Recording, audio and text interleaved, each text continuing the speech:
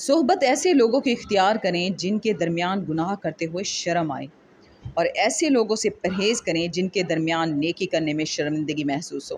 آج کی آیت کا ترجمہ شروع کرتے ہیں۔ پناہ مانگتی ہوں اللہ کی شیطان مردود سے۔ شروع اللہ کا نام لے کر جو بڑا مہربان نہایت رحم والا ہے۔ میرے جیل خانے کے رفیقوں، تم میں سے ایک جو پہلا خواب بیان کرنے والا ہے وہ تو اپنے آقا کو شراب پلایا کرے گا، اور جو دوسرا ہے وہ سولی دیا جائے گا اور جانور اس کا سر کھا کھا جائیں گے۔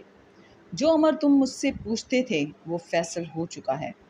اور دونوں شخصوں میں سے جس کی نسبت یوسف نے خیال کیا کہ وہ رہائی پا جائے گا، اس سے کہا کہ اپنے آقا سے میرا ذکر بھی کرنا، لیکن شیطان نے ان کا اپنے آقا سے ذکر کرنا بھلا دیا، اور یوسف کئی برس جیل خانے ہی میں رہے۔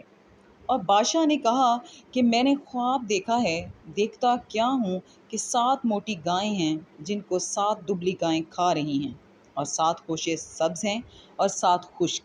اے سردارو، اگر تم خوابوں کی تعبیر دے سکتے ہو تو مجھے میرے خواب کی تعبیر بتاؤ۔ انہوں نے کہا، یہ تو پریشان سے خواب ہیں اور ہمیں ایسے خوابوں کی تعبیر نہیں آتی۔